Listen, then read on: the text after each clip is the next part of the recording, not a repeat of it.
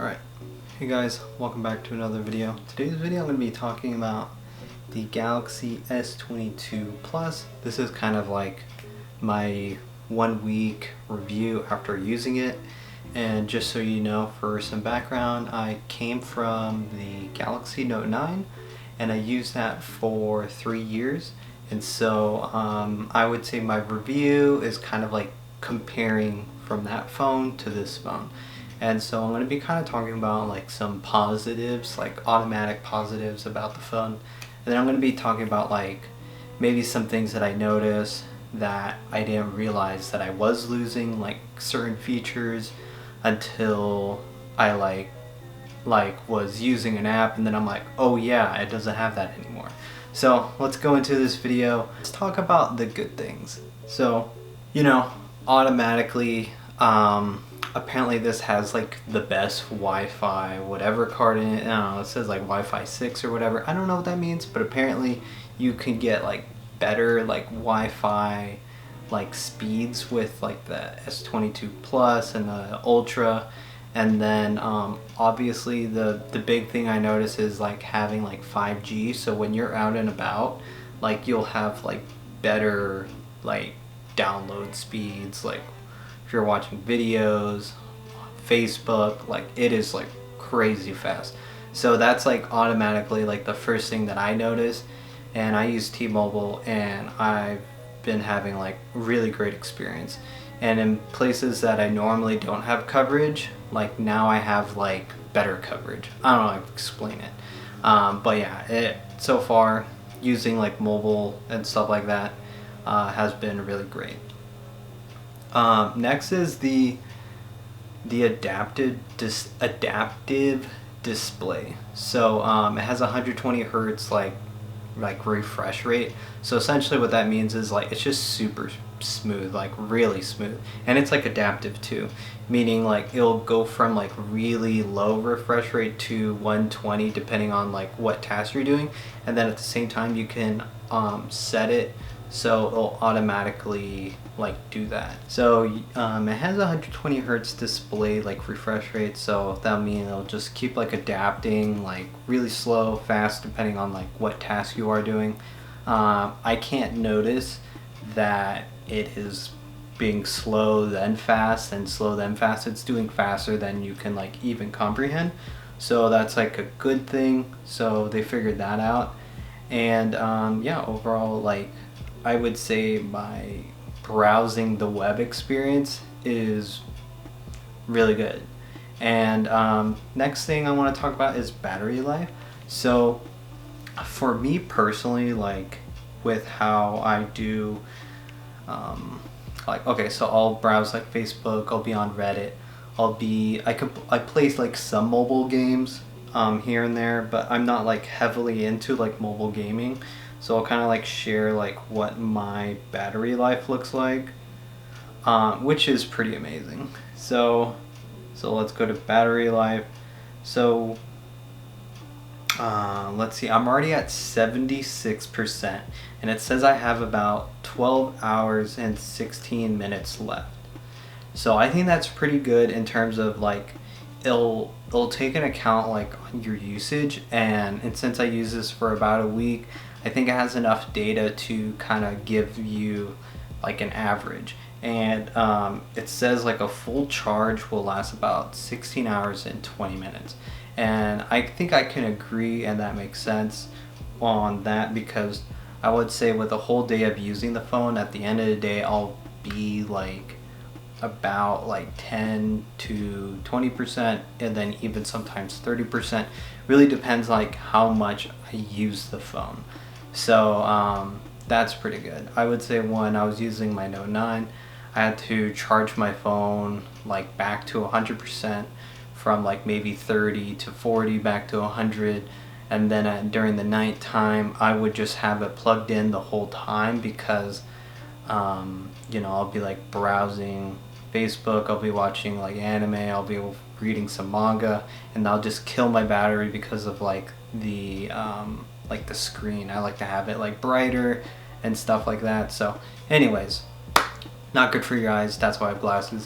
But moving on, so battery is pretty good. Some things is like features they added, but I'm not really that big of a fan of it, which is, I think they call it like reverse, like power sharing, reverse wireless charging. So essentially you can like put a phone on top of your phone and then that phone on top will charge. I don't know. I don't think I'll ever use it. But I think that's a cool feature, but I don't think I'll ever use it. But I don't know. It's next is I would say like the facial recognition and stuff is improved since like the Note 9. I know like the Note 9 had like the iris scan if you're gonna open your phone, but then it kind of like takes a while. And then also you can add that to certain apps as like a 2FA, so it's looking at your eyeballs, so you're just like kind of like this, and you're like, you know, and it actually shows your eyes like it shows your eyes in the top part. If you're using like a Note 9, it'll show your eyes and you have to like align it, and then boom, then it goes through. Versus like on this one, it's like, it's really quick. It's just boom, you open your phone and bam, you're like, you could start using it. So I would say they really improved on like the facial recognition, so kudos. I'm liking that. I feel like these things, like latest Snapdragon, I don't know, you can care about that stuff, you know, better processor, more RAM. But one big thing that is a pro is they got rid of that dumb button, which is the Bixby button. And out of like all the RAM, better, whatever, I think removing that button is so far like one of the best features they got rid of. So that means you don't have to worry about accidentally clicking the Bixby button. However, they did try to squeeze Bixby into the power button. So something you'll notice is if you double tap the power button, Bixby is going to come up, but you can change your double tap from Bixby to like camera. Like something that I did is, so if I double tap like the power button, it's not going to bring up Bixby, or long hold press it, I believe will bring up Bixby. But they're really trying to keep Bixby alive even with like the latest phones. But I'm glad they got rid of the Bixby button, but they did integrate Bixby into the power button, so that's something to note, and was also pretty annoying when I saw it came up and it pissed me off. Anyways, but you can easily remove it and disable that, so I'm happy for that. So wanted to talk about more like lost features that I didn't realize. I mean, I did realize, but I didn't realize like kind of like the chain of events of losing the features. So, and how it actually affects my daily life. So losing like the fingerprint like scanner, or yeah, fingerprint reader or scanner.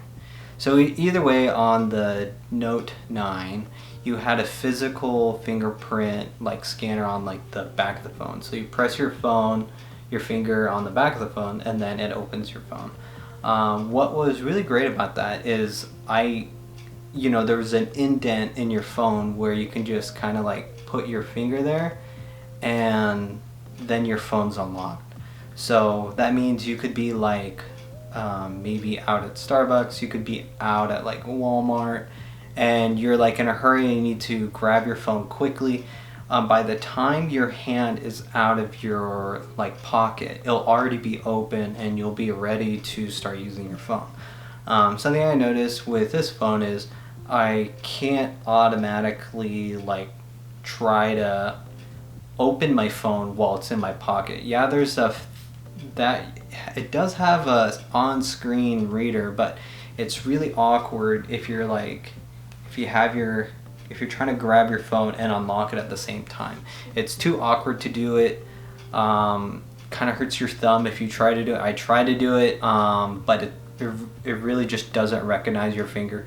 You have to nicely like place your thumb on it and then it opens, or you use facial recognition to open your phone.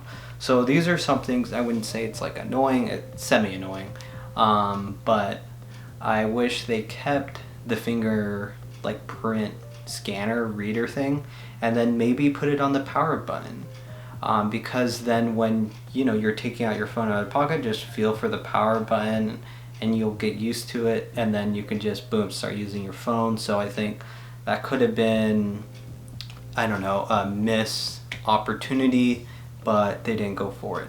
But yeah, with losing the fingerprint scanner reader thing, it also got rid of the what is it? It's like the heart rate scanner, heartbeat. So it like monitors your like heartbeats like per minute, and that feature is also lost when they got rid of the physical fingerprint scanner on the phone. And so I didn't realize until I was in the app and I was like, how am I gonna measure my beats per minute? And I was like, there's like just no option. You can't measure it through the on-screen. So that's like another thing that's kind of lost. But like I was saying earlier, is like, if you're really into that, you would have to get like a smartwatch. So then your smartwatch will connect with the Samsung Health app, and then you'll be able to record your beats per minute, your heart rate, through the app, but you have to do it through your watch. So that's just like another thing you have to think about. But yeah, essentially I didn't realize losing the fingerprint scanner, you're gonna end up losing the heart rate monitor as well along with it. So I would say Samsung secretly got away with saving a lot of money by not having those two things integrated. And moving on to the next one, which is no headphone jack. So moving from the Note 9 to the Note 9 to this phone, no headphone jack, there has been a lot of instances where I'm like trying to find the headphone jack, then I have to remind myself. I was like, oh yeah, I don't have that anymore. So I mean, it's like I do have AirPods, but half the time they're like halfway across the house in the home office or something like that. So then I have to walk all the way downstairs to get my headphones if I want to listen to something. So those are some things that I realized is like not having a headphone jack. I didn't think it was going to be like that big of a deal, like not having it. Overall, I am pretty happy like with my phone, and even taking into account of all like the lost features. So it's only been 1 week, and these are like some things that I did notice that stuck out like the biggest to me, and so that's what I wanted to kind of talk about and address them. And we'll see, like maybe in 1 month, maybe my opinions are going to change, maybe I'm going to find more things that are lost, or even features that I really do enjoy. And so that's essentially it. That is my 1 week review of the S22 Plus. That's all I have for today's video. Hope you enjoyed it. Other than that, please leave a like, comment down below, like what do you think about like the current S22 phones? What do you guys like, what you don't like? And then also do a shout out if you're watching this video with Note 9. Let me know what you guys think, and if you guys plan on upgrading anytime soon. And yeah, peace out, and I'll see you guys next time.